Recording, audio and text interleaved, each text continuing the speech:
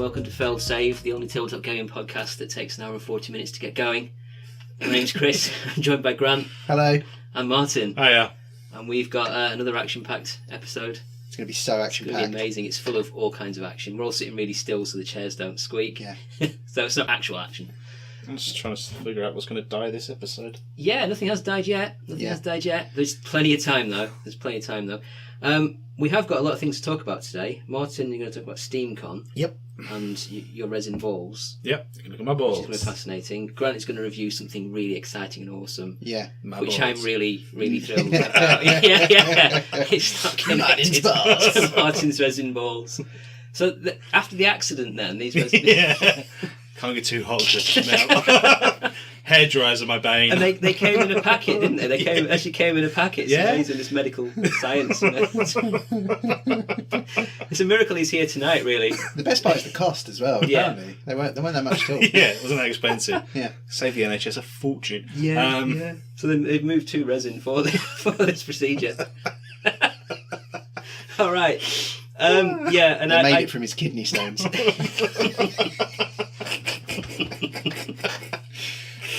It's already gold. We stop it here. That's it. That's episode 2. Good night, Thanks everyone. for listening.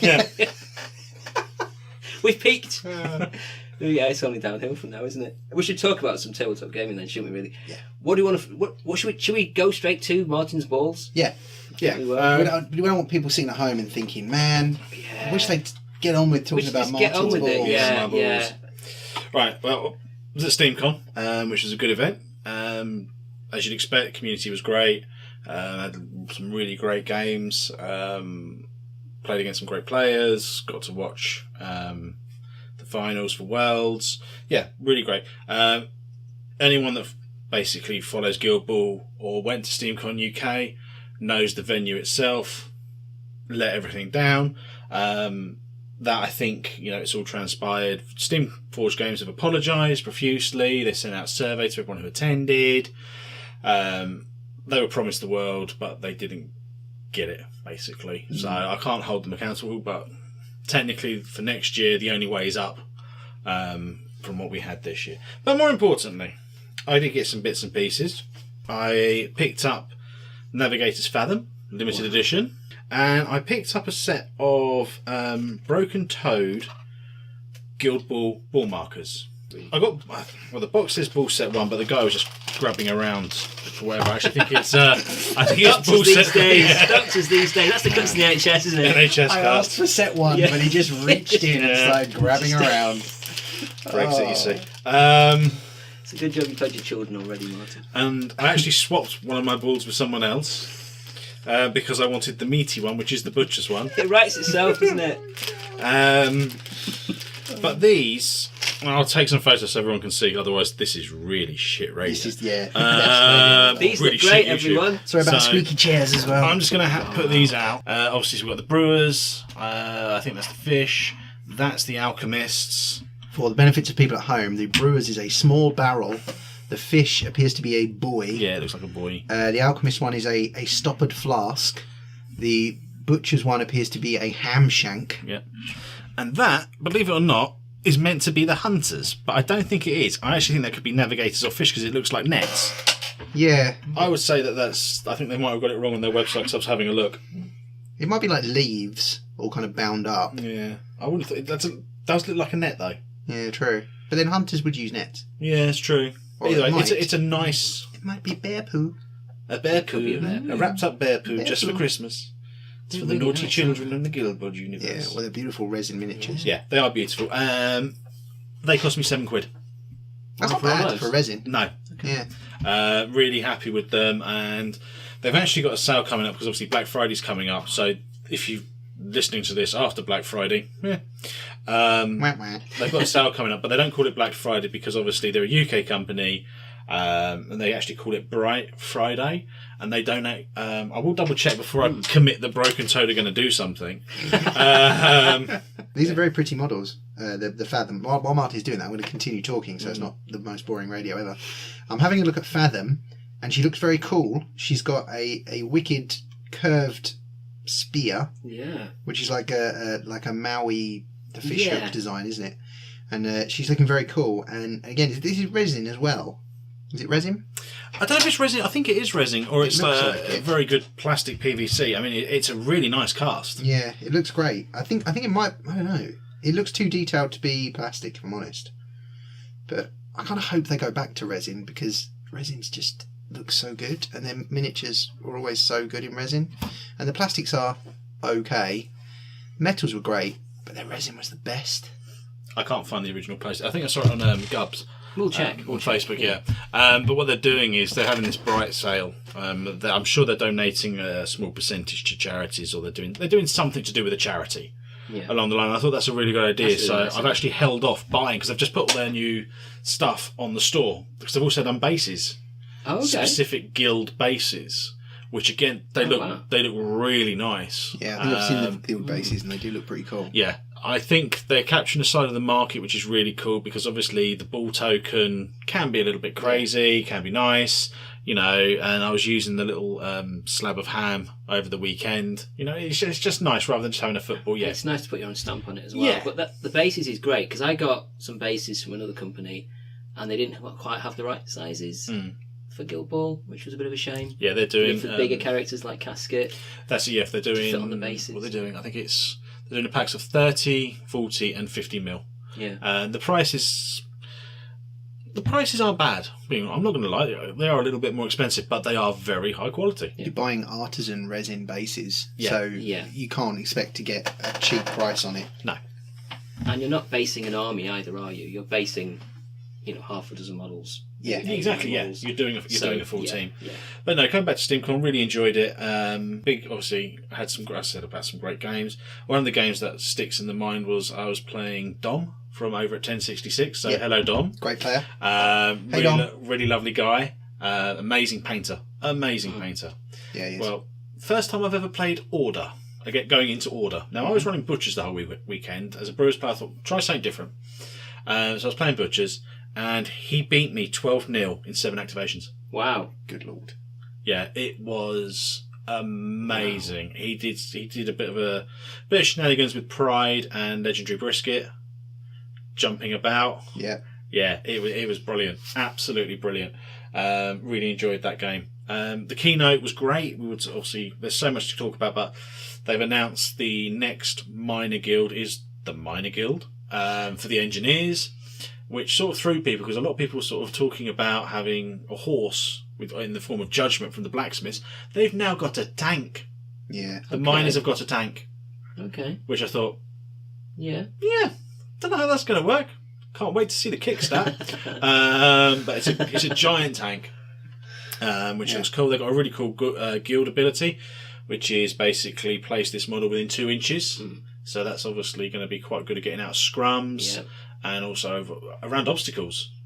As it's within 2 inches, you're getting the base distance, 2 inches, and then the back of the base. So that's really good. There was stuff covered about God Tier, which should be hitting shelves and obviously Kickstarter release next year. Very excited about God Tier.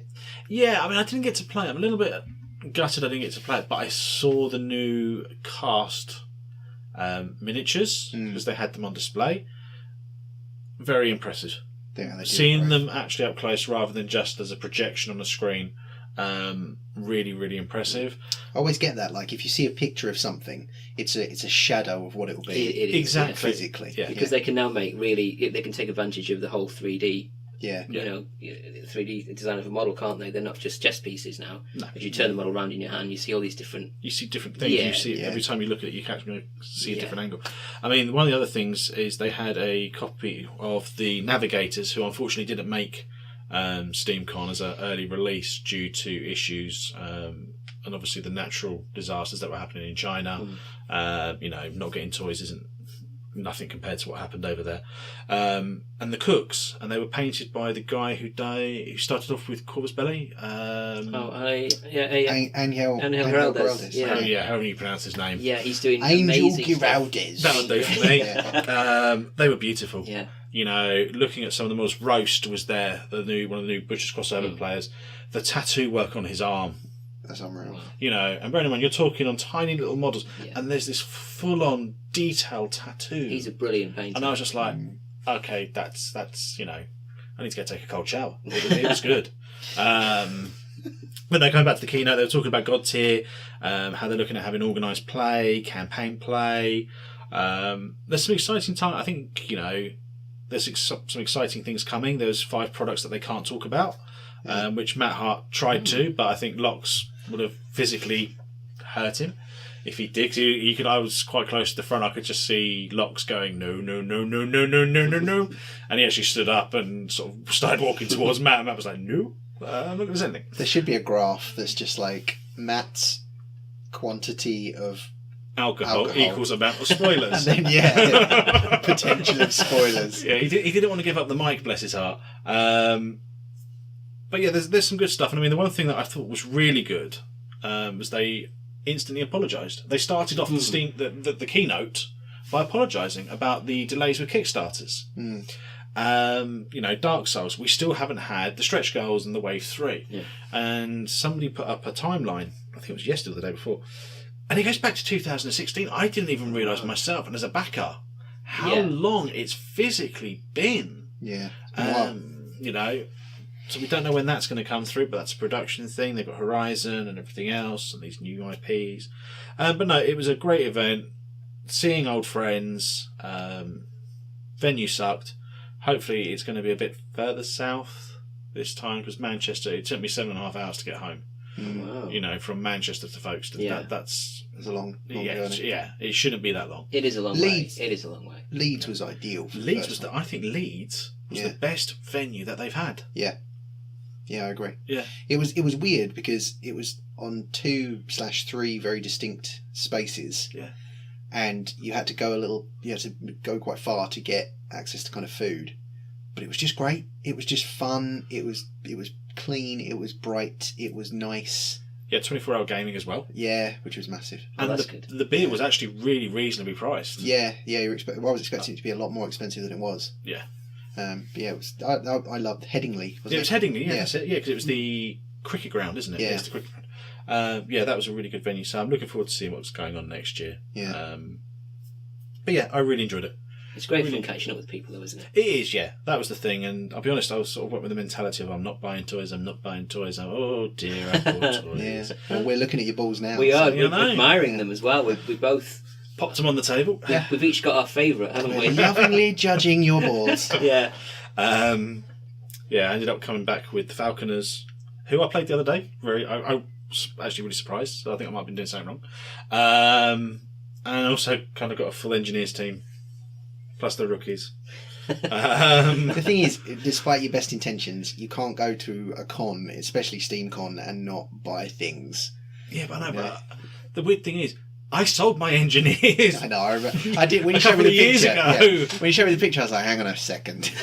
Is history repeating itself?" Yeah, it's just like, I'll just get them again. But no, really like Falconers. They also gave me, because there was the whole issue with Minerva not having a nose and looking like Voldemort. Yeah. Is it Minerva? Yeah. Yeah, Minerva. So I actually got, they gave me when I bought it, another copy of her.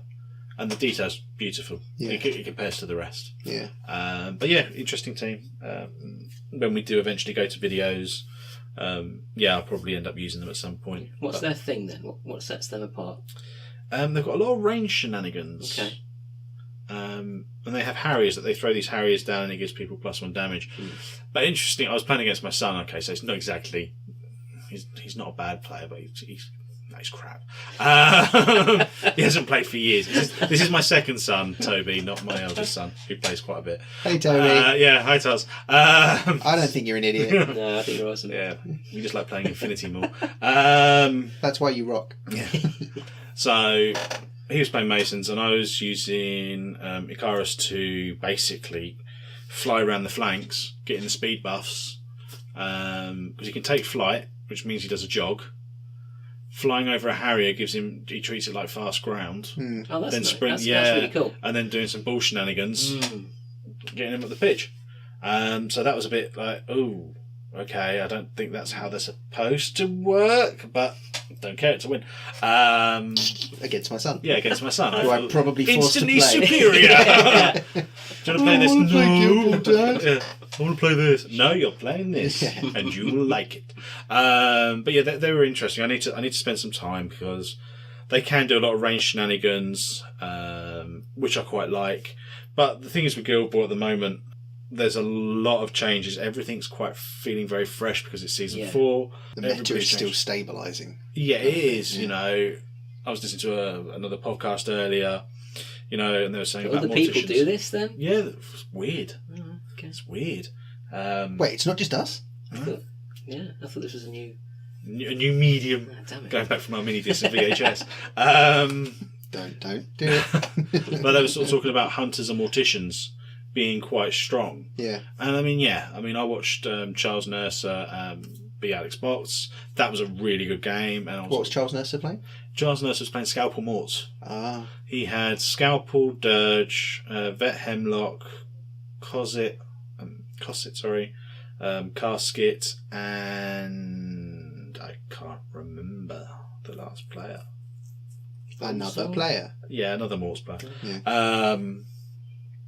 And it was interesting because they were quite dodgy, and Alex Bots at the time was playing, I think he was using Ox Butchers going into him, and he was just Charles was able to control the game. And then in the finals, Charles was up against their own Hunters. And yeah, that was quite a tense game. I was lucky enough to have lunch with Charles before the final. We were having a joke because everyone was going, "What time's the final?" He's like, "When I get there and finish my food." You know, and he's a genuinely lovely guy. So again, a shout out to Charles because it was the first time I actually properly met him, and he's a really great guy. Yeah, really, really lovely guy. And we just sat there, and I was like, "You just need to get away from it. Let's just sit here and talk shit." Yeah, basically. And then a couple of other guys joined us, and we were just basically just chatting about everything non-Guild Ball. That's good. Get a bit of the kind of tournament pressure out of your system. Yeah, because I don't think he realised how well he was doing. Yeah. And then all of a sudden it's like, "You're in the final, me old son." It was just like, whoa. I came here to get drunk and play games. And speaking of drunk, do you remember, is it Tim? From a few years ago, the world champion a couple years ago? Oh, yeah, I remember him. Yeah, I remember he was absolutely plastered when he won the world championships. They dragged him there, didn't they? Because he was like in his room. He was, he was out of it. This is the same Tim who I turned up to Vengeance last year, and while standing next to my wife, he's cracking on with her. I was like, God's sake, Tim. From what I hear, he fell asleep during the LCQ. The last chance qualifier. He was that wasted, I think. He just fell asleep. I don't know if it's true, so there's just in case of slander. I was just like, you're a legend if that's true. Yeah, I want the record to know that he's kind of a hero of mine. Yeah. I'm so confident I'm just going to sleep through this part of the game. Actually, before I'm going to sharpen a bit so you guys can speak. But I also had the pleasure of meeting Rich, who does the Beardy podcast videos. Yep. Lovely guy. Genuinely lovely guy. I had lunch with him and Mike Pollard on the first day. Mike Pollard does MP Designs trays. MP Designs, yes. Beautiful trays. Yes. We had a good game actually, he and I. He was my first game at SteamCon. He's a good guy, very good guy. But yeah, Rich, genuinely lovely guy. Really, really down to earth, nice guy. And we were chatting. He had a beautiful custom bureau carry case. And I think it was like he'd magnetised the models in there, so it was like a bureau and you opened it up. It looked stunning. Absolutely stunning. But yeah, had a good chat with him. Like I said, it's a great event. Venue let it down. But the one thing that keeps it going really well is the community. It is a great community. It's a really friendly community. There's no nastiness. There's no, "Oh, you're playing this." That just doesn't seem to exist in Guild Ball, and touch wood, it never does. I think that's a big positive of the game, and that's why I genuinely love the game, because you can just rock up. You can have a game, you'll lose 12-0 potentially, but you'll have so much fun doing it. Enjoy it. Yeah, and that's what I like. And the community brings you back as well, doesn't it? The community is the thing. With so many games to play, it's the community that brings you back. Yeah, but I mean, I went up by myself, and I walked into a room and I instantly knew people. So I felt, and I was hanging around, people from down here like Stephen from Thanet, Mike, Wayne, all of those guys. Yeah, it was great. Yeah, great bunch of guys. Yeah. Callie and I were a bit gutted that we couldn't make it this year. We're just too busy. Grant, what have you been up to? Well, I was going to have a new segment called "What Have You Been Up To?" But we just went straight to Martin's balls, and that was. It was the most exciting thing in the room at the time. It was, wasn't it? Yeah. I'm still drawn. My eye's still drawn to them now. The elephant in the room. I mean, is Martin's balls. they're right there on the table now, aren't they? Yeah, I've never had. If I had elephant balls, I'd go to the doctor. I'd be showing them off. Hey! We can do a jingle now. We're going to have this every episode. Martin's balls. Is there anything non-ball related? Well, Since we'll pretend that last episode was like last week. It wasn't, was it? it was 2 weeks. Yeah, 2 weeks. Let's be honest with the viewers. Yeah. Viewers, listeners. Yeah, they can see that. I mean, They can see how. they can see My logo. And they're going to see my a still balls. picture. Yeah, it's been 2 weeks. We do 2 weeks between each Yeah. podcast because we just simply don't have time to do it weekly, do we? I'm just trying to think what I've done because I can remember the last week, but because I'm getting old, my memory gets foggy beyond that. Well, last weekend is probably the best way to start. I treated myself to Joseph A. McCullough? Yeah. McClough? Yeah, yeah. McCulloch? He's a local lad. Local lad. Now. Lovely guy. His Rangers of Shadow Deep book, which looked really cool. Yeah. And for people familiar with Frostgrave, it uses the same system, basically, the same engine. But instead of 2 players fighting each other, you can either play it on your own or you can have up to 3 friends to make a party of 4 Rangers that venture into the Shadow Deep to take on monsters which are controlled by an AI system detailed in the book. That's great. So it's kind of like fighting fantasy meets tabletop war game meets role-playing games meets skirmish warfare.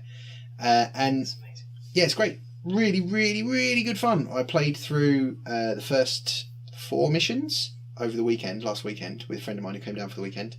And yeah, I'll sit here and say it was absolutely brilliant. And considering that at the moment all you need to do is buy the PDF, which has stunning artwork. I've got to admit, really, really good artwork. Really, really well written, as you'd expect. Really nicely laid out. So that's absolutely brilliant. Yeah, the fact that that's I think £15, $20, and you get like a whole weekend's worth of fun is brilliant. Anyone familiar with Frostgrave, you will literally be able to pick this up and play. I really like Frostgrave. Yeah. I was surprised by it because I thought it looked very, very simple.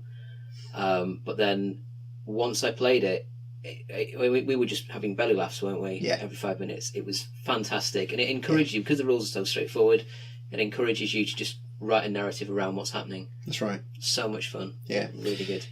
In respect to the systems, obviously Frostgrave was a bit of a sleeper hit, wasn't it? It just appeared and everyone was playing it.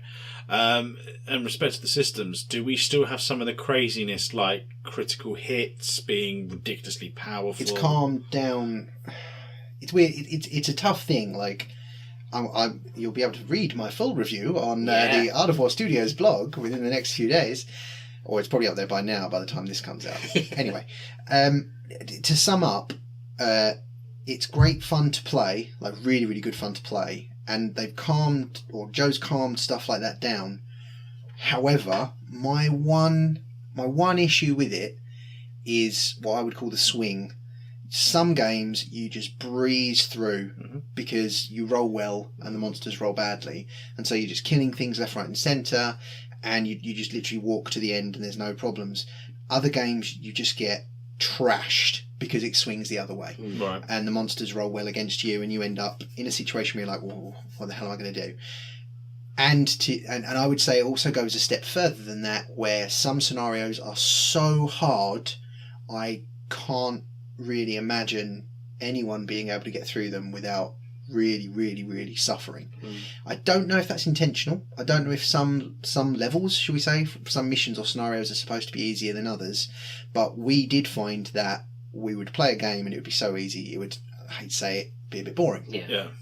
It was the challenging games that were the most fun, obviously, because you're forced to try and, how are we going to do this? How are we going to do this? But yeah, that was where we found the craziness. Okay. And it's the problem is it's that one dice. It's a one dice system. Yeah, it's just a single dice, isn't it? Yeah, and when you've got one dice dictating your outcome, your bell curve is so sharp that if you're going to succeed, you'll probably succeed really well, and if you're going to fail, you'll probably fail really badly. Yeah. Whereas pools tend to mitigate that. Yeah. Is it permadeath as well? So if your ranger dies or your followers die, Odds are your ranger won't die. yeah, you've got a 1 in 20 chance of that happening realistically. And in fairness, out of how many do we play? 6 or 8 games. My ranger hit the floor twice, and my friend's ranger hit the floor once.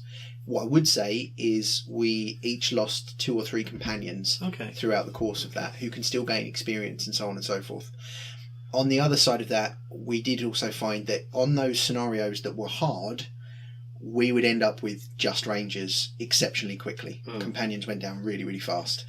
I don't know if that's because we were okay throwing them away a bit faster, but that was the situation I found, and it's cinematic that way though, isn't it? Yeah, the characters drop straight away. Yeah, red shirts. It's really hard for me to criticise it because we enjoyed ourselves so much. That's all that matters. Yeah, exactly. Yeah, I mean, like, don't get me wrong. We played on the Saturday, and on the Friday night we had a skinful. So when we woke up halfway through Saturday, it was like, should we give this a try? Oh my god, I don't know. But it was that easy that even suffering the mother of all hangovers, we picked up the game and started playing it, and then couldn't stop until we were both so tired we had to sleep. Also, having that single dice system, I know with Frostgrave, it meant that every engagement was fun and exciting. You never went into an engagement thinking, it's okay, I've loaded the modifiers in my favour, I'm going to be fine. Yeah. You couldn't really do that. And although I know a lot of players will like that because you can be more strategic and you can get your tactics right.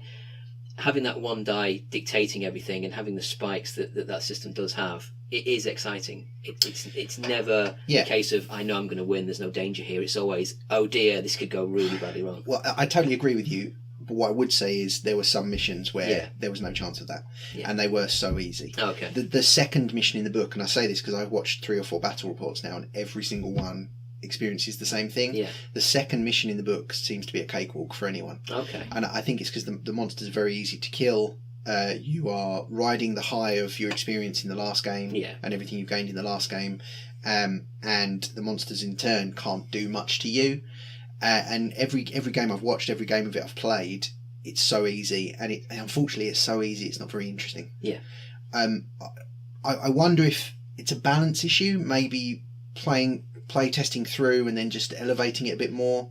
Like, an example I give is Kingdom Death. They are similar games in the respect of they're both solo play versus the system AI, and they're both role-playing games in that you advance and empower your characters.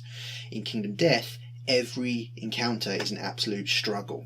So you feel every single claw mark further you get, and it's a lot more rewarding as a result. It's quite amazing as well that it's quite a simple combat system, isn't it? Kingdom Death, and yet it works perfectly. It hits that sweet spot all the time. But that's why every part of it is fun, and that's my niggle with Rangers is that it wasn't fun when it was easy. But that's such a tiny thing. But do you think it was easy because from what I've seen on a couple of battle reports, it's like the mission's like a narrative campaign and find out about something that's going on. Do you think maybe it was done as a bit of an easier one so you can get some easy XP to prepare you for what's coming next? The thing is, I don't want to make any snap calls or judgments. I'm only really going on what it felt like to me and what I've witnessed when I watched. But basically the 2 missions that troubled us were both horde missions where we were attacked by a large group of things at once. Right. And everything else was easy. Every other mission that we played was very, very easy. I guess with that system, when you're fighting multiple enemies, sooner or later they're going to roll well. Exactly. Yeah. Particularly whenever there was a mission where it was like, fight this group, once you finish that, fight the next group, once you finish that, fight the next group, that was so easy it was almost comedic. So wouldn't it be good to have a system where for every enemy you dispatch, I don't know, there's some kind of tracker so that maybe the AI gets stronger depending on how well you're doing? Yeah, I mean, it's so hard. Although, because you don't want to change it because then you're changing the fundamentals of the game as it's been designed. Exactly, and I think the biggest, most beautiful thing about this game is how simple it is, how straightforward it is. Because we the next day we got my wife involved, and she was similarly hungover the next day. And the only reason she got involved was because she was bored and there wasn't anything else for her to do. So we made her a ranger and a companion, which was a woman riding a bear and another bear. Fantastic. And that was her gang. That was her group that we rolled up in about 5 minutes. And so then she was playing with us, Yeah. and we weren't wasting time building stuff and making a character. We just got straight to the game, which was great fun. And I think if you overcomplicated it with additional rules, you'd lose that. But what you could do what I would do, and what I would do in the future, is I would bump up those difficulty levels by making the monsters a bit more powerful, and maybe getting a few more of them on the table, and a bit quicker. Because one of the other things we found, my friend and I played two very different characters. He built a ranger archer with like a group of like huntsmen who were like very woody and very agile and everything else, and I built a knight with his daughter who were tanks, so massively good. tanks. Yeah, it was great. And what we found was shooting wasn't so good. He tended to miss a lot because the modifiers are so varied. Yeah. But as soon as I got into combat, things died. Yeah. So as long as I could get next to something, we'd take it off the board. I like that though, because it forces you to move. You can't just sit back and have an easy game. Well, here's the thing, Yeah. and this is something that upsets me. Fight, which is your hand-to-hand combat stat, is used as a defense versus shooting. Well, yeah. So That's the same with Frostgrave, isn't it? giving my knight a high fight score Yeah. meant that he could Jedi arrows out of the air. So not only would I kill anything I got next to, Oh, you didn't So have I'm the just trying not to weakness. sneeze, everybody. yeah, Yeah, that reminds me of the Fighting Fantasy role-playing game that I played when I was at school, where you only had really skill, stamina, and luck. So if you were stabbing someone with a sword, or if you were casting a spell, it was all skill, if I remember rightly. yeah. So you could just be an amazing swordsman and an awesome sorcerer if Yeah. you rolled a 6 when you were calculating a skill at the beginning, and it was just insane. Yeah. But again, that's the strength of it. Yeah. I know it's simple as it can be, so you can just get on with playing. So you get the excitement, but there's a cost for that, isn't there? Yeah. I can't wait to give it a go. I really, really can't wait to give it a go. Yeah, we'll definitely do it. I would love to see this solo player versus setting, or player versus AI, expanded with more complex deep rules and complex stuff. It'd be fascinating to see where it goes. from Yeah, here. because it's massive, and you see it like with Fallout. That's exactly what I was just going to say. Yeah. Comparatively, I mean, okay, we haven't played a lot of Fallout. Yeah. That's our We will. fault. We We love will at some point. Yeah. After Time is if an issue. If our partners ever find out how much we've spent, we're dead. But in all seriousness, that has quite an interesting AI system based upon dice rolls, looking at tables, and then depending what the roll is, you look on the table and it says, right, head towards objective, head towards nearest player, attack nearest player, do this, do that. Cool. It's nice and simple as well. It's very clean, and because it'd be interesting to see how Rangers compares to Fallout, because from what I can understand, the solo playing Fallout is very, very good, and it randomises obviously because it's dice rolls. Yeah, I think having objective, because the thing is that is in Rangers of Shadow Deep. The monster AI system works on, if they're in combat they fight, if they can see an enemy and they can shoot it, they'll shoot it, or they'll move towards it. If they can't see an enemy, they'll move to a target point, which is detailed in the scenario. And if there is no target point, they'll randomly move. So there's a certain sense that they'll do something different, and some enemies will have specific things in a scenario that they'll do. But I love that Fallout system, because if your team and the other team is trying to achieve an objective, you'll have the other team set up like a wall that will prevent you getting to their objective runners, and I think that's great, and I would love to see in Rangers the monsters have a healer sat on the back lines topping them up, because it's realistic, and a group of gnolls would have a shaman at the back going, well, let's keep our gnolls alive. I'd love to see things like that, and I think it might come, because you get 2 scenarios in the book, and I imagine you're already seeing homebrew PDFs cropping up on Facebook and everywhere else. So it would be really interesting. I want to make them. I definitely want to write scenarios for this, because that was the first thing I thought as I was playing it. And I'd love to see more of that appear, the kind of more interesting dynamics, more interesting things occurring in the game. It does seem to be... I think you've hit the nail on the head when we were just saying about Fallout and time. Solo play is creeping in. Yeah. Quite heavily. I mean, if you go back to the board games like Doom, Gears of War, they had a card AI system, so you could just play by yourself. And now we're seeing it in Fallout. Yeah. We're seeing it in Rangers. Dark Souls had a solo play option. Yeah. It's interesting. Would you paint your miniatures if you were just going to play it solo? Yeah, because I'd feel guilty and I'd tell myself off. Actually, I'm just lying to myself. I don't paint my miniatures anyway. It doesn't make any difference. But it's interesting because I don't know whether I would if I was just going to play it solo. I don't. But then I don't know if I would play it solo. I honestly don't. I don't know if I would play a solo play game. I'll be honest, I've got Kingdom Death, Rangers, and Fallout, all 3 solo games. The only one I've actually played solo is Kingdom Death. Yeah. That's the only one that I've sat down and gone, okay, let's play this myself. Yeah. I think it's because you miss out the social aspect of the game, and I look at the box of my Fallout stuff and I go, oh, I could play that solo, and then I turn on the PlayStation 4 and play Fallout 4 on my PlayStation 4. Yeah. Because it's like... Yeah. Because that social requires aspect of gaming... so less effort to play by myself. And the social aspect is a huge part, I think, for a lot of people. It is. Social's massive. It is absolutely massive. And speaking of which, I need to get Fallout 76. But then I guess solo play is a good way of learning the system. Yeah, well, that's why I did it for Kingdom Death. Because I was like, how the hell does this work? Yeah, how does this work? I'll try it out first before I rope other people. Yeah.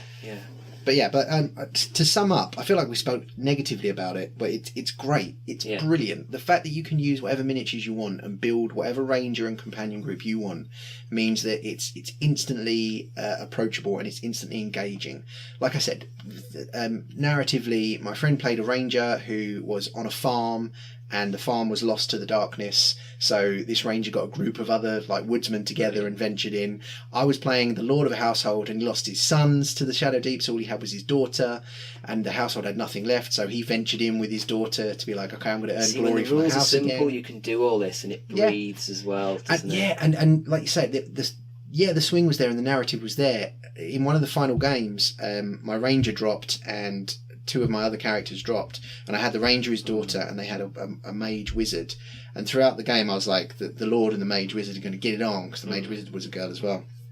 And then I rolled injuries when everyone died in the one of the last encounters, and my lord rolled psychological scars, and I joked to my friend, and I was like, I bet this is because the wizard died and he actually loved her. And then lo and behold, rolled and the wizard died, and I was like, oh my god! And it sucks. A story. Yeah, it sucks because you lose a model, but at the same time you're like, that's so cool. That's fantastic. Yeah, I like that. Yeah, I love that. I love that. Yeah. So that was I would give it a solid 8.5 out of 10. Brilliant. And I'm the only reason I'm taking any points off is because I think a tiny bit more playtesting and tweaking and balancing would have made those encounters perfect. Yeah, it's interesting, isn't it, when you don't know the intention of a rule set, when you don't know whether it's supposed to swing like that. Because if it is, then it's probably perfect. If it's not... Yeah. If it is, then 9.5. Yeah. Do you know, if that's the point of it, then 9.5. But it's got to have space to grow as well, hasn't it? Yeah. It's got to have space to grow. It's gone from 8.5 to 9.5. Yes, yeah. It's obviously a day. It's my girth. Yeah. But they could easily... I mean, he will write more rules for it, won't he? And new scenarios. Well, yeah, like a Frostgrave. Yeah, exactly, yeah. Frostgrave. Just mushroom. It's interesting because this time he's self-publishing it. It's on RPG now. It's not Osprey, no? No. Okay. You get the PDF of it on RPG now, and I think he's trying to organise a print on demand. Yeah. But it's like 201 pages long, so even if you download the PDF, you're going to have to find a printer that knows you and owes you a favour to get that for any reasonable price. Yeah. But in an age of tablets, you don't need it, and I would definitely recommend it if you like tabletop games. And you have a weekend with nothing else to do, and if you play D&D or Warhammer Fantasy or Age of Sigmar or anything like that, and you've got a stack of minis, buy it, play it with what you've got, and you'll have an absolute blast. Having a game that you can pick up in minutes, you can read the rules and go, I get it, and play it. That's great. That was the beauty, because I think I bought it on Tuesday. I'd read most of what I needed to by Thursday, and not even like engaged reading, it was like on and off. Yeah. And then again, my friend came around that weekend and drunkenly on hangover on Saturday, we went, should we give this a try? Yeah, let's do it. That should be a test for every game, shouldn't it? You get the rule book, you get really, really hammered, and the next day go, right, let's see if we can play this. That should be the play testing for every game, yeah. I think I was going to do a little Craig David song then. Bought the game on Tuesday. But the rules on Wednesday. Wednesday. Read on Wednesday. But on Thursday and Friday and Saturday played. Yeah. Yeah, that song's done. Rich died on Sunday. Yeah. Apologies to Craig David. Yeah, the legend that is Craig David. Yeah. Well, I can't wait to play that. I can't wait to play that. I've been doing a little bit of hobbying, I guess, a little bit of painting mostly I'm Sorry Infinity again. It's just basically the same as it was last time. Because tomorrow I've got this tournament. It's exactly the same. This is just going to become a podcast of us talking about. I can tell the you day before what I did though at St Albans. Like, it was really good. Everyone got a little data tracker counter with Hulk Hogan on there for the they call it the SmackDown, and that was really nice. So I came away with something. Won a T-shirt because I think I came 6th, which was nice. And it was really interesting. It was really good fun, as you were saying about SteamCon. Going there and seeing people that you see at other tournaments and having a laugh and a joke was fantastic. The first game I played against Cannibal Commando, I'd played him 4 times before then, beaten him once, lost 3 times. Lost again. He's very, very, very good player, very fun to play against, but he makes very good decisions all the time, even when he's put under pressure, because I just went at him really aggressively with the Russians. Yeah. Because I thought some players they'll just fold if you do that, because they'll have to choose between the mission and retaliation, and somehow he managed to kind of do both. It was really annoying. But I got to my second turn and I thought, I can either get the objectives and then try and hold out and see what he can do, or I can just go at him and hope that he hasn't got enough left. And unfortunately he did have enough left. He put me in loss of lieutenant for the third turn, and I couldn't get to the objectives because I'd used my command tokens doing clever stuff with my link team. It all kind of fell apart. He dropped a Hellcat. He was playing Corregidor. Oh, My first love. favourite. Yeah. So I'm always happy to see Nomads win, but yeah, he dropped a Hellcat with a boarding shotgun in and just cleaned house. Yeah. My Vet Kazakh was like, you're not going to kill the Vet Kazakh, and he killed it in one burst. It just took it down. It's unfortunate. But yeah, it was really, really good. And I'm always happy when someone beats me because they made better decisions than me. And it was one of those games where the dice were fair for both of us. So yeah, he played really well. Second and third games went a lot better. Again, it was just a lot of Russian bullets. But it was really good fun. I'm going to try and make better decisions tomorrow, depending on how late we're here tonight. I haven't been on the list yet. Well, we might not make it home given the dangerous Oh, that's fog. true. It's really foggy out. It It really is so foggy. So we'll see. We'll see what happens. Yeah. So are you Kazakhing again tomorrow? I'm Kazakhing again tomorrow. Yeah. I just love them. I was going to go. What's his name? Merkage. I'm using people's call signs, not their names, just in case. Because people compartmentalise, don't they? Just in case. Merkage, who introduced me to the evils of Ariadne when he completely annihilated me at the Masters a couple of years ago, said, "Oh, you should run Vanilla Ariadne." I was like, "Yeah, I'm going to, because I've painted them all up and I've got them all ready. I've got the hard case and I've got the little chasseurs, which I can't wait to run." But it's going to be Russians because I'm really in love with them. They're a lot of fun. They're green and they look cool. And they've got slogans from World War II all over them and stuff. And I'm detecting a theme here. Yeah. Like the Russian tanks with all the slogans. Yeah. Russian Ariadne. Yeah. It was nice just to be able to take the painting techniques, although I laughably talk about painting techniques. There's not really any techniques involved. But the way that I painted the tanks for tanks, I'm just doing the same for Infinity. And it just worked nice. But green is easy to paint, like dark green. Is easy to paint. And is this why you're a Chaos player? Dark Angels. Dark Angels. Yeah. First Legion. No, they're not Chaos. The annoying thing. They're loyal to the throne, not necessarily to the man on it. Yeah. For the benefit of our viewers, the annoying thing is, Chris has the gift of being able to paint a lot fast well. Yes, very well. Yeah, I can paint fast. While we paint one squad, Chris has painted an army. Yeah. It's like, oh, they're not very good, really? No, you guys do this thing called layers. And I'm like, you do layers? It's your Deathwing. You're just like, hang on, how long did that take? A couple of hours. Yeah. I hate you. Yeah, I got in the zone Takes me that onto the base coat. For the Deathwing. Yeah. I mean, going back to your tournament, did you find there was a lot of mixed forces? Was there any repetition? Obviously, everyone's list is going to be unique, but was there repetition between forces, or was it a lovely mixed bag of different styles? It seemed to be a mixed bag. That's really really a lot good. of different armies, So a lot of different really armies good. down there.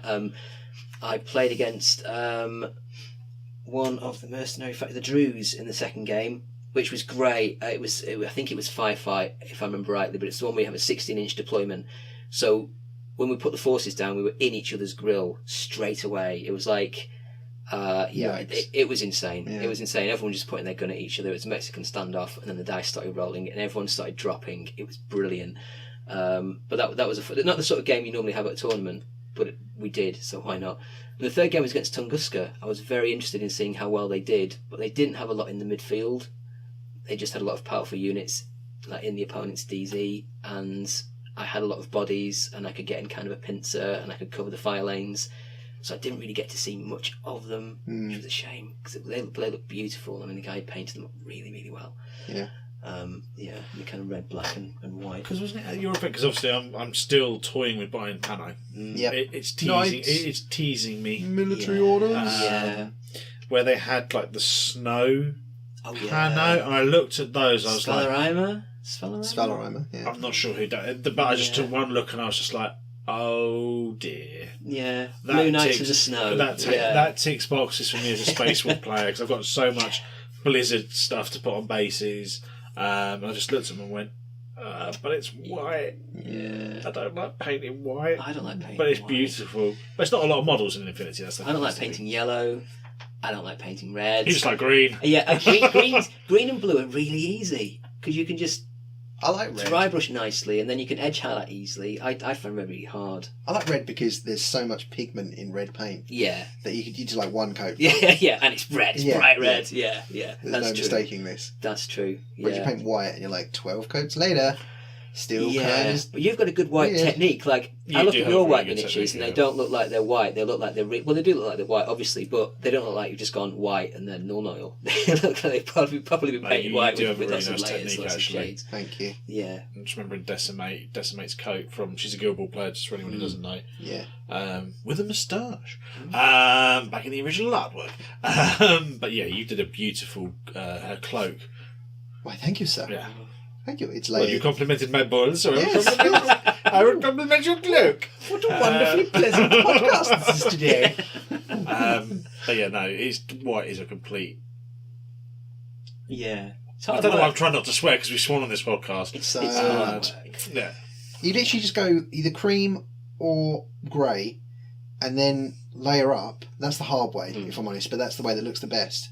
Or you go base white, the best coat you can, and then do recess shading, and then then just do like reverse recess shading. So you do like a light coat across everything, and then you do heavier coats again and again and again, but reducing the amount you've shaded in like towards the Okay, recesses. And It's then a lot that of comes hard up. work. It's a life hack. No, that that though, is isn't it? dead 'Cause easy, honestly. That's I love doing I that. instinctively think of starting dark and then working upwards. Mm. Because partly because I'm lazy, and then I can just do not like a dry brush, but a slightly wet dry brush. Yeah. And then get lighter and lighter and lighter, then do some edge highlight. It doesn't occur to me to start Yeah, it's to just start to me. with a light coat and then work darker. I'm It's great. currently using that technique in entirety Yeah. on Marathi, the big snake woman from Age of Sigmar, where I'm doing light base coats all over and then bringing it down with wash and literally every single bit, Awesome. skin, wings, flesh, everything. And it's taking time, but I'm really liking the end Yeah. result because everything's really smoothly tied into everything. The one thing I will say though is fixing mistakes is an absolute nightmare. I was just saying. So I did the membranes of her wings with grey and then red wash and then a purple recess wash and that looked great. And then I went back and did like the spines, the fingers throughout the wings in like a very, very dark green grey. And every time I did like a slight whoop up onto the wings, I was just like, can oh feel God, it. how do I fix that? Yeah. Oh my God. Because it's like, well, how do you do that? I can't paint over it because it would just really show up. Yeah. So it was a case of once I'd painted the fingers in, I had to go back, apply the light grey again, and then you know, just wash until it matched the surrounding There was coat. a guy, Joel, who I met at Amazing Painter. I've seen him a couple of times at Infinity events, but he spec-fired me to pieces with a Squalo in my first ever tournament game at Hydra at one of the Totally Crit tournaments. And great guy, amazing painter. His tags, his tactical armor gear was just breathtaking. And I was talking to him about his painting technique. I was like, how do you do these details and then put the battle damage on it? You're not worried that this might, you put the battle damage over a plate that's got this beautiful glyph on it. How are you not in a panic in case it goes wrong? And he says, well, I just varnish it. I varnish the detail work and then I do the next bit.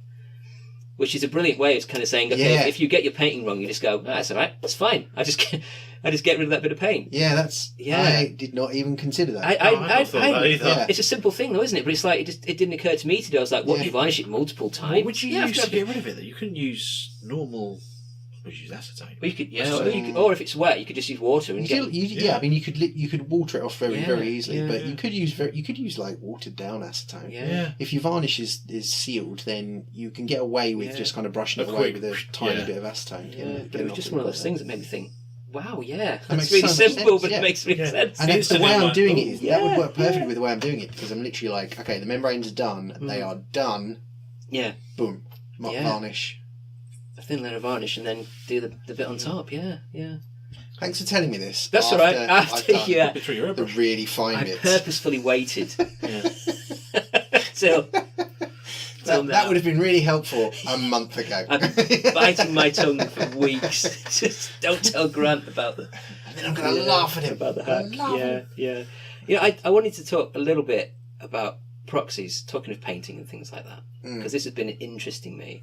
I saw Klukva Miniatures, KLUKVA. They're doing treasure hunters, and they've got Indiana Jones, and they've got Lara Croft, and they've got Nathan Drake, and they're looking really, really amazing.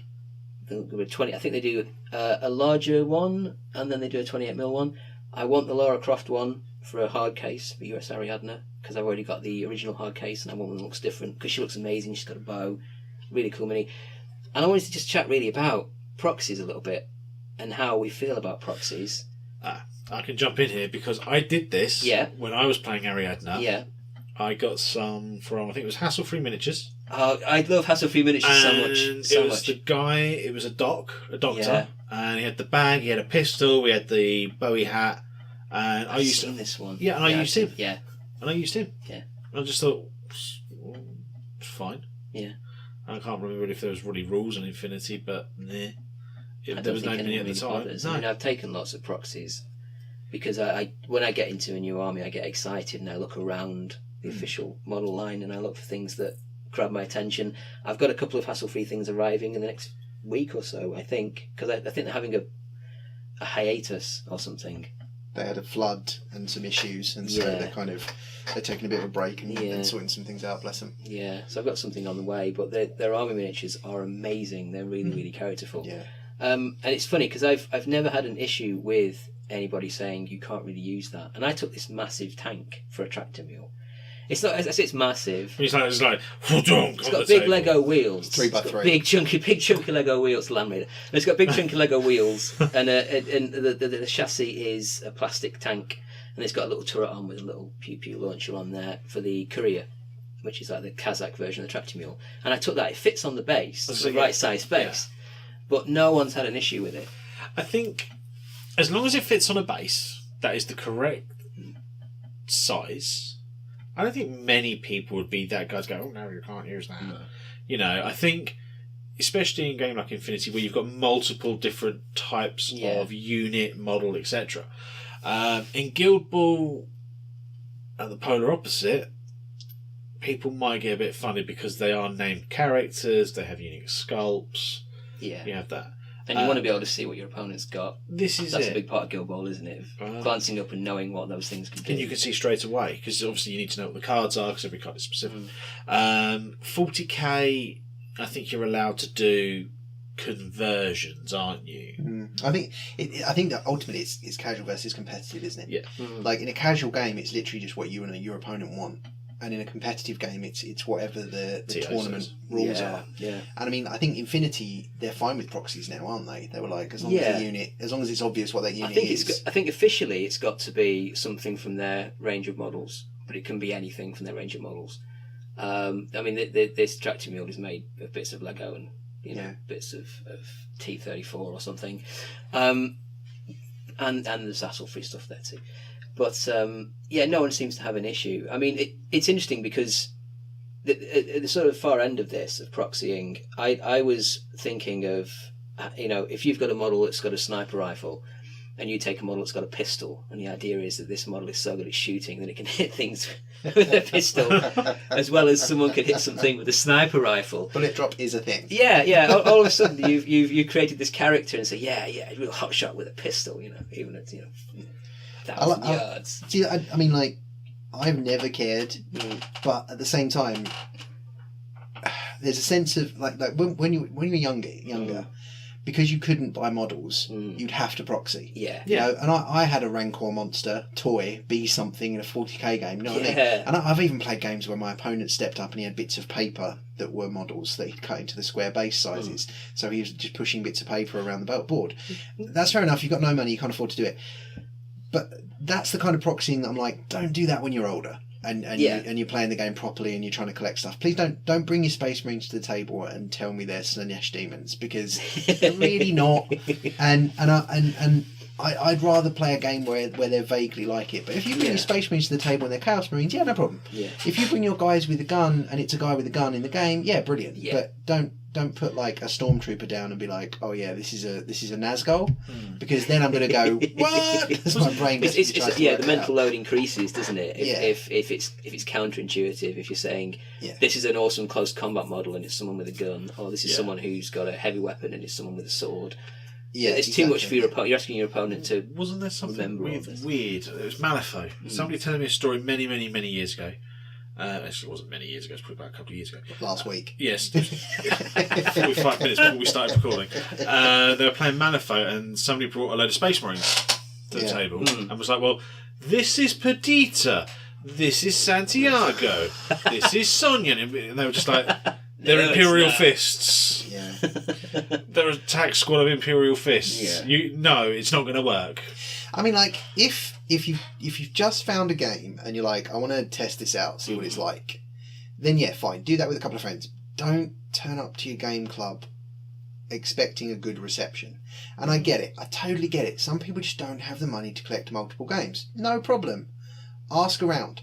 Ask if someone else has models to try that game out with. Most people. And I mean, if someone turns to me and says, I'd really like to play a game of Guild Ball, but I don't have any models, I'd be like, great, no problem, I've got loads. Yeah.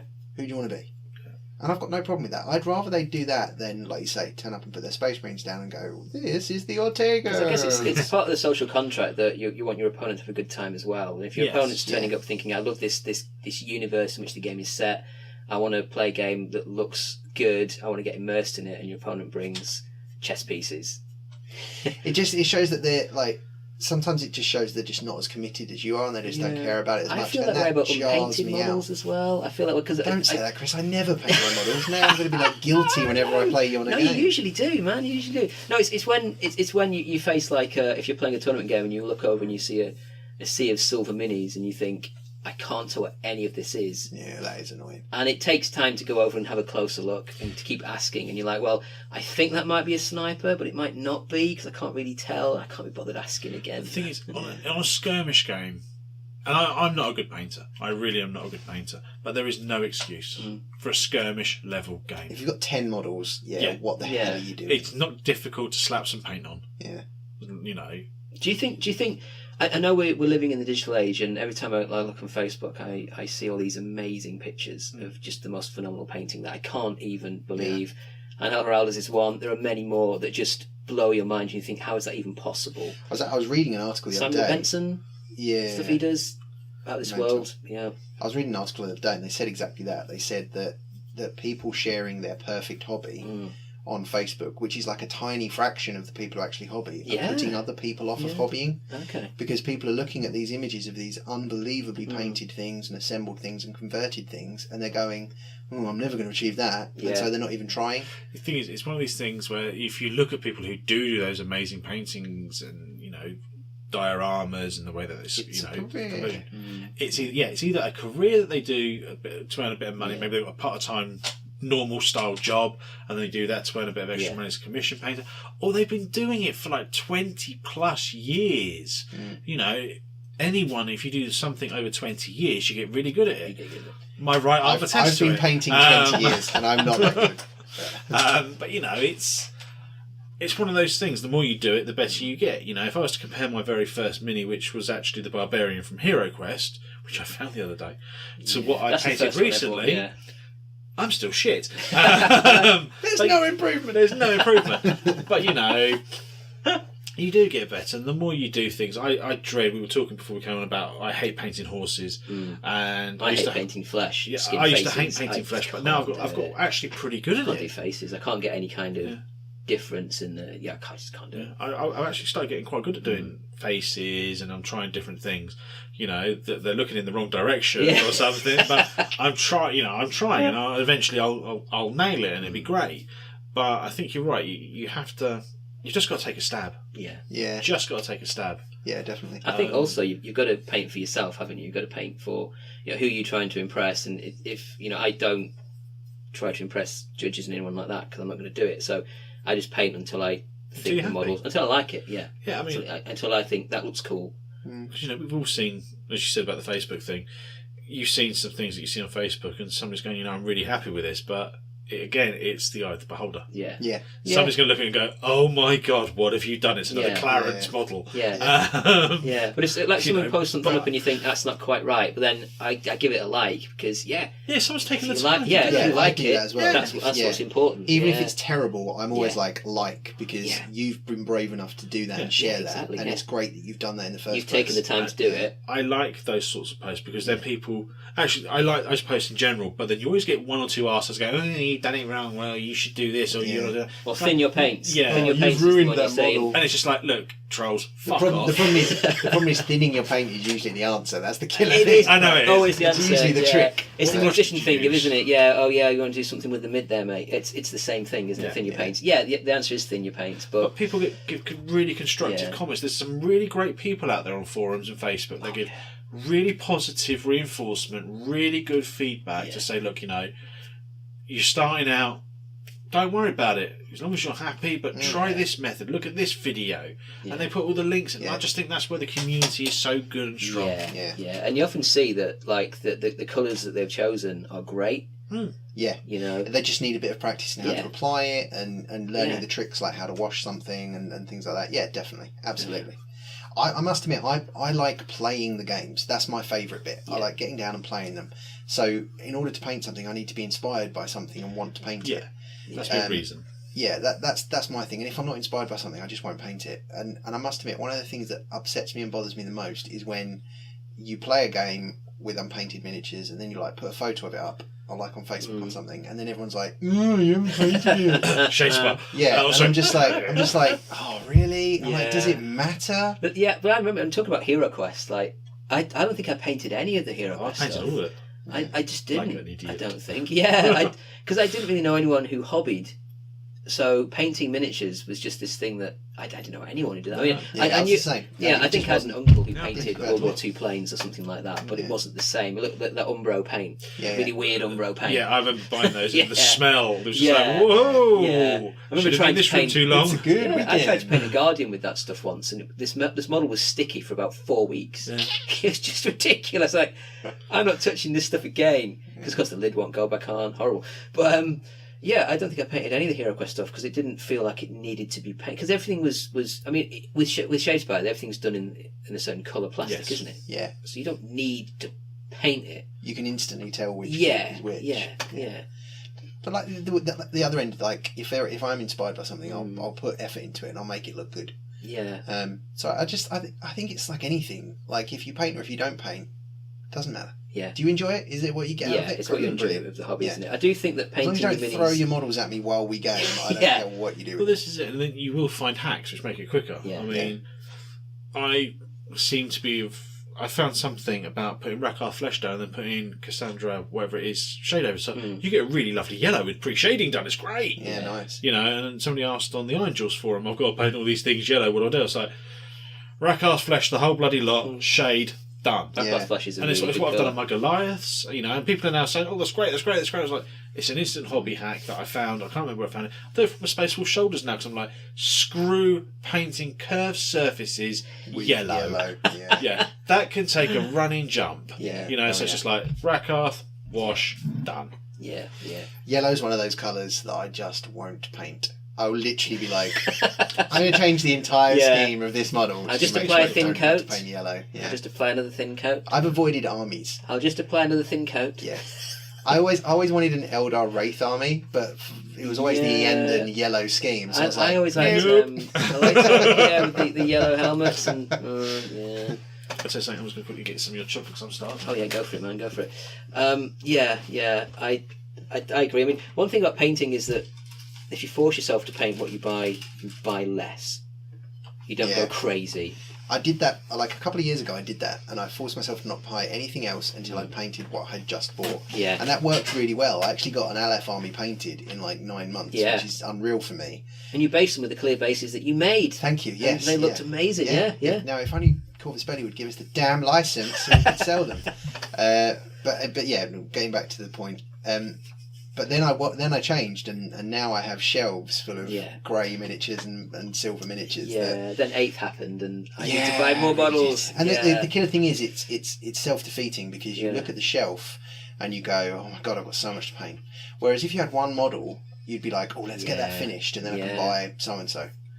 And it's when it excites you, isn't it? It's like anything creative. When you can't wait to run a specific unit, that will be the unit you want to paint. Yeah. You go, I really want to make. I don't care about the rest of it. I want to make a good stab at this mini. Yeah. The other thing is that the first time you let yourself play with an unpainted unit, you've opened the floodgate then, and then you've given yourself the excuse forevermore. So. Maybe that's it. Maybe that's why I've got such a problem with it, because I know that I could just easily become one of those people. Yeah. The thing is that it's, join us. I think you mentioned it earlier about time. Yeah. Time is the big thing, because it's about getting motivated. You've got to build these models. It's not just a case of cutting a model out now and putting it together. Because of our age, go, right, we will do the mould lines. We will sit there meticulously getting rid of a mould line. I've become that person who you do. Mould lines, But the danger there is, we've all got pretty busy jobs. Yeah. Right, we have. You get in from work at whatever time, you see the kids, have some dinner, do what you got to do.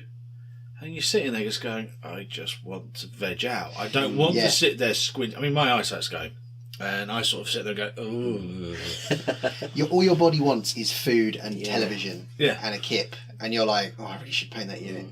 Yeah, it's tricky. It's very, very tricky. And the other side of it is, like, when you literally don't have the time, it's like, do I play a game or do I paint a model? That's true. And I'm at that stage. I'm at the stage where I'm like, oh, I'm going to go to club and play some friends, or I'll stay at home and paint the army. There should be a game where you paint while you play. There should be like a game where you do that, where each time you do something, you paint a little bit of it. I don't know. I can't even come up with something. I've got easy nothing. for that. I don't know how it would work, but it would be brilliant if it did. Yeah. No, you are right. It's, that whole, do I go and play a game or do I paint? And, it's weird, because when I do get inspired to paint, I think the last thing I actually properly... I painted a few butchers. I painted a couple of Gilbert models, but what I would say the last complete unit that I've painted, believe it or not... Oh, no, I painted some Lord of the Rings. I painted the Army of the Dead. A lot of stuff, actually. Yeah, actually, as I'm talking about this now, fuck you guys, I painted 17 loads. different systems. You do. This is the killer thing. You always moan about painting, but whenever I sit down with you for a game, I'm always like, oh, he's painted those. Yeah. I mean, you're not Chris Blink at a model and it's done. Yeah.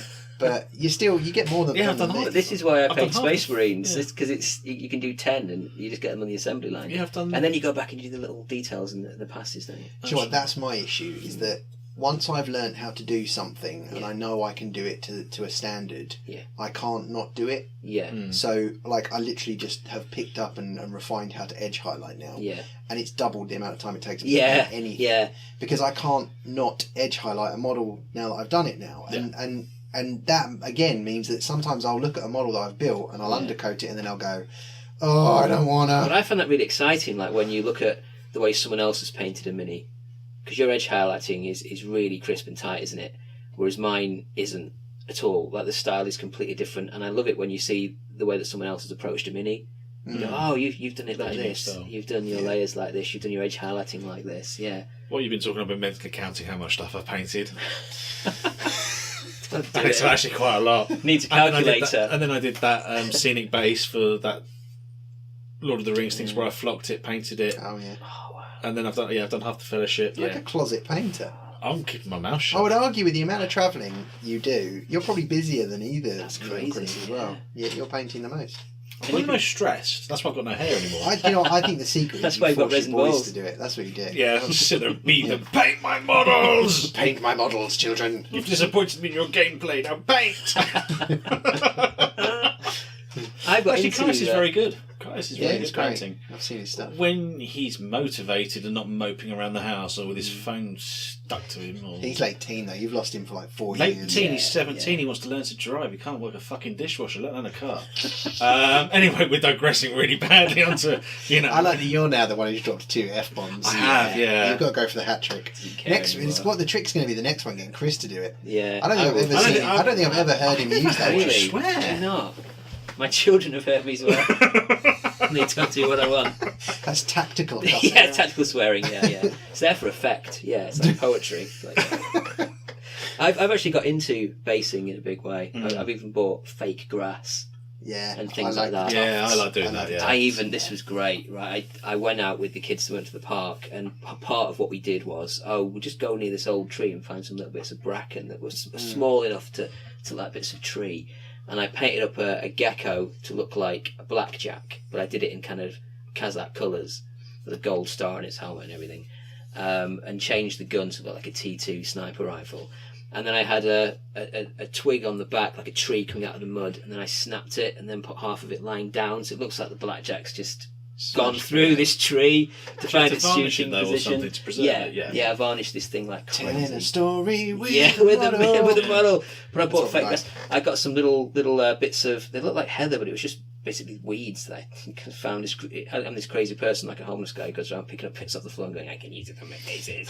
But I did, and I stuck this, what looks like a piece of heather but isn't, out of this fake bush, and then I got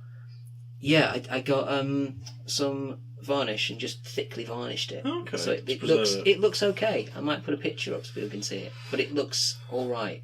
It's an insane thing to do, but I'm going to send you some links that you'll really like. Yeah, do it on eBay stores. Yeah, stuff that I've been using. Sounds really dodgy. Yeah, I'm going to send you some links. Export. It's as I say. Have they sent us anything free to review yet? No, Damn honestly. It's been 2 weeks, guys. Tactical drop and we got nothing. I want to visit. Hello. I need to talk about quality assurance. Is that Mr. Ormond? Yes. This is Frank Banger, director of X-Porn. Frank Banger. Here is your subscription service. No. It speaks like this. We'd be wondering if you'd be interested in starring in one of our movies. We've heard about your resin balls. Yeah. It's a niche market, but oh yeah, that's great. That's amazing. That is not a good soundbite, Grant. Just to let you know, after talking about porn, I think. Yeah. Talking about amusing things. Grant's got 2 decks here. Oh yeah. That I think could be quite interesting. So KeyForge is a thing. That's pretty massive. It was the release date yesterday, so those of you who are clever might be able to work out what the date is that we record this. Those of you who don't know, I run Art of War Studios, and we released our KeyForge tokens alongside the launch of the game, and they've been pretty massive, and it's got us quite excited about the game as well. One of the big things about KeyForge is every single deck out there is unique. So they've got procedurally generated decks that will assemble these cards, and then they'll procedurally generate the name of your deck, which is great fun. So you don't know what you're opening. Every single one is completely unique. Hilariously, this has led to FFG saying, sorry, but some very, very inappropriate names have snuck through. The worst one was Jimmy Savile. Was that an actual? That was great. The best one I've seen was like Bone Rider Bolt. I was like, that's phenomenal. What was the one I saw? The Farmer of Racism was probably the worst I've seen. Oh my god, is that really? That's a real one. Yeah. There's an image of it online. The Farmer of Racism. I saw The Emperor That Buys Boys. Yeah. What was the other one? There's something that prods the good place. And FFG's issued this thing where they're like, these decks, because whenever you get a deck, you're supposed to register it, and they're like, we flagged what ones they are. So if you register it, it'll tell you if it's a banned deck because of the name. And they say, like, send it in and we'll send you 2 replacements. I would never send it in. No. If I had the Farmer of Racism, I would frame that sucker, because that is banter. That is so good. That is brilliant. So I bought a couple of decks. They're still closed and still sealed, and I have no idea what's in them. So I'm going to pass one to Chris. Let's open these up and see what we've got inside. Yeah. So they're obviously very tricky to open because we're trying to do this on a podcast and make it as interesting as possible. We're going to tear these, yeah? Yeah, just tear them. I don't care about the card. Yeah, it's fine. Not like that. Not like, oh, what have you done? Okay, I've got mine open. Yeah, mine's open. let's open. see. Okay, Chris, you start Okay. yours. You start yours. What's the name? The name of mine is The Captain That Takes Bubbles. Is it really? Yes, it is really. The captain that takes bubbles. Nice. Right, what's yours? Mine's Toxia V Flamrust, the 35th. Oh, Yours the sucks. 35th. Yeah, mine's, I want the 34th bubbles. is great. Yeah. The 35th. It's getting old now. I want the bubbles. That's So how does brilliant. that work? So that is a deck that you would now play. So you would register this. I would register this deck. I could take it to tournaments. I could play this deck and this deck alone. I don't add cards to it. I don't take cards from it. This is the deck I play. So at the back of everyone is going to have The Captain That Takes Bubbles. That's your deck. That's such a good and idea, though. every single card has that on its back. Yeah. It's a procedurally generated image and a procedurally generated name. Okay. So, it's an every image as single well. one is different. I love Okay. it. I And think you that's know, it's the whole thing. wonderful. And the other thing is that one of the core concepts is there's 7 houses throughout the whole game, Yeah. and your deck will contain 3 houses. Okay. 3 of those 7. yes. I've got this And then it's- Sanctum and Shadows. Yeah, I've got Sanctum and Shadows. I actually want that deck. That sounds really fun. I got Logos, Untamed, and Mars, and Yeah. each house has like a different theme. So like Sanctum's like really angelic, and that was my keys. And Mars is like little green men, and they Yeah. have like different styles of play and stuff like that. So yeah. Okay. What is interesting is it's day 2 of release. It was released yesterday, and it's come out today, and people are already selling scalped decks for hundreds of dollars Wow. online. I bet they are. If I'm they're going to say unique. this. God bless.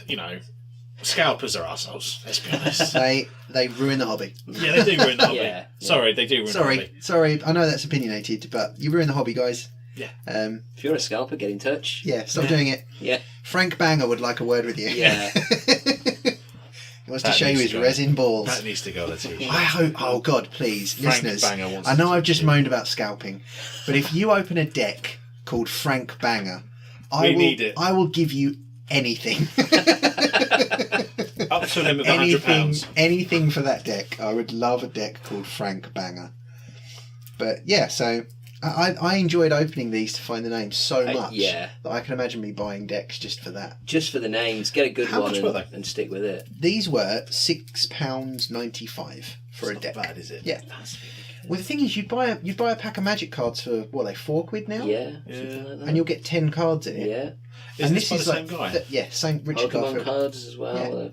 Yeah. This is 32 cards, a deck you can play straight away. 37. 37 cards Yeah. for $6.95. And I must admit, that actually did just give me the same buzz as cracking open a Yeah. booster. And that's all you need. This Yeah. deck is all you need. You and I could literally open these right now That's great. using our amazing Art of War Studios tokens Yeah. and just play a game. And just play a game. The captain Right that now. takes bubbles versus Flamia Nice Flavorous, the name. 35th. Yeah. Yeah, my boring one. Yeah. The Farmer of Racism. the farmer of yeah, Frank Banger. Frank Banger, father of farmer of racism. God bless you, Frank. He's given us so much. Yeah.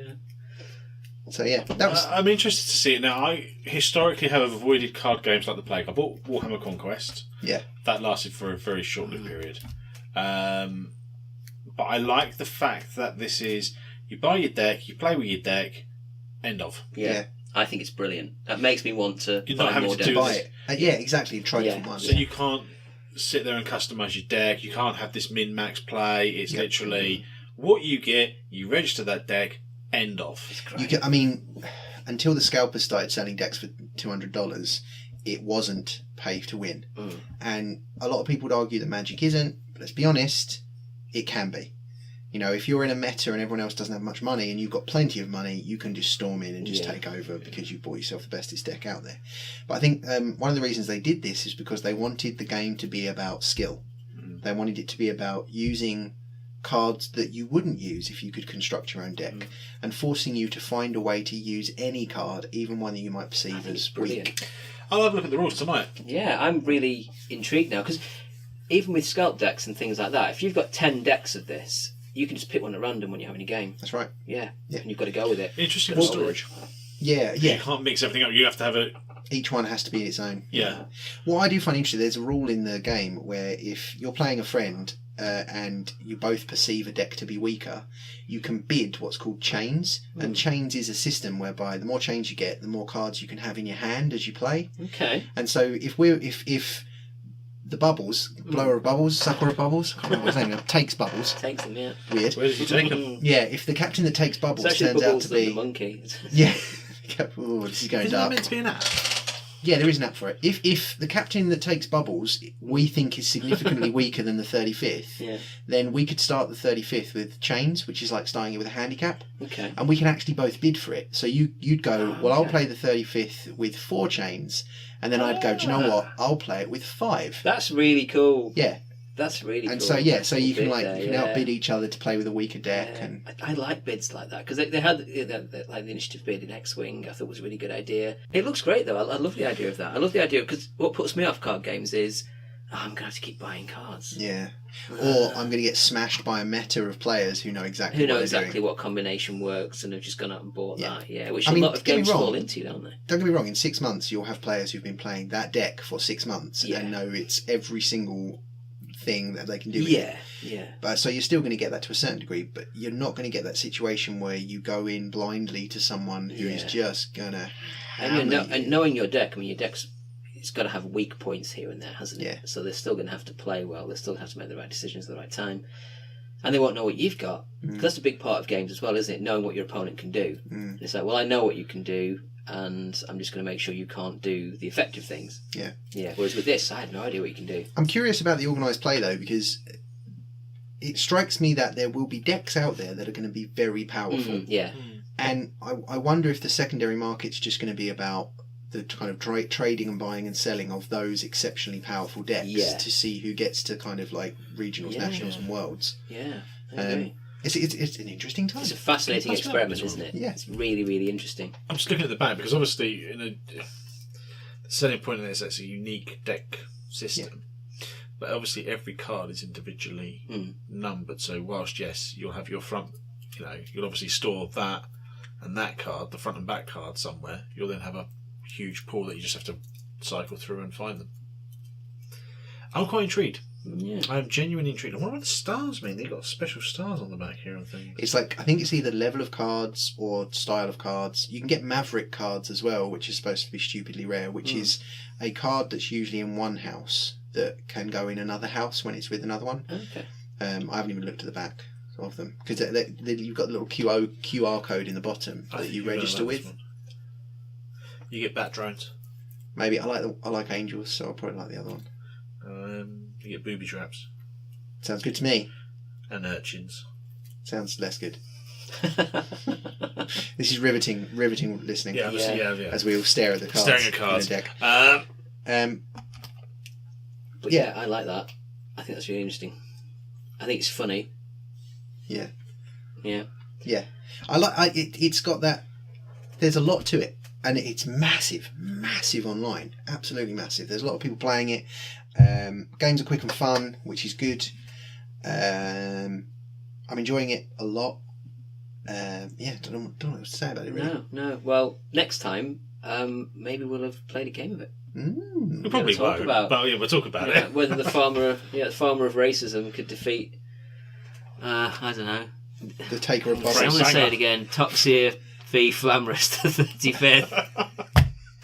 Timeless characters. See, honestly, this is crazy. I just want to buy decks to find the most appropriate names. I do. I want to buy a couple now to see what I get. Yeah. I mean, the captain that takes bubbles is actually pretty good. He's enigmatic, isn't he, the captain that takes bubbles? Yeah. Where does he take them and why? We don't know. Yeah. Perhaps we'll never find out. Maybe we shouldn't know where he takes them. No. It sounds, you know what it sounds like? It sounds like the name of a spaceship in an Ian M. Banks book. It does. That's brilliant. On that note, maybe we should wrap up. Yeah, that's better than the note that I had We've- going through my head that I didn't say out loud. What I love is that this week we've actually covered everything in an hour and a half, whereas Yeah. last week we hit 2 hours and we're like, we didn't cover half We didn't of cover what we half came of up what with. No, It was we, terrible. we had an agenda. Yeah. We had an agenda. Failed Yeah. to meet it. Well, thanks for listening. If there's something you want us to talk about, let us know. Yeah, we Can't don't have promise Twitter. We don't have anything. So yeah, we'll just guess. We've got an email. I can't remember what it is. Yeah. Did you actually do official I did things an for this? email, Oh my yeah. God. I had to do it to put it on YouTube. It made me jump through so many hoops. Isn't it awful using the internet these days? Like every page you go on says, "Are you happy with us recording?" Yes. We have cookies. Do you accept? Yeah. Would you like to sign up to it? Why did I say no? Oh, close the page down. Yeah. Oh, 404. Yeah, I couldn't get So an much X for form, having so I an kept saying no to the opinion. cookies question. Yeah. We remember the old days of the internet where you could catfish to your heart's content. Yeah, you could download designs for pipe bombs and no Yeah. no What, one the Anarchist Cookie? batted an eyelid. Yeah. Yeah, heady days. Back Yeah. on a 3.5 floppy. Oh yeah. Amazing and resin bombs. Yeah, thank you for listening and goodbye. Bye. Bye. Right, leave my balls back.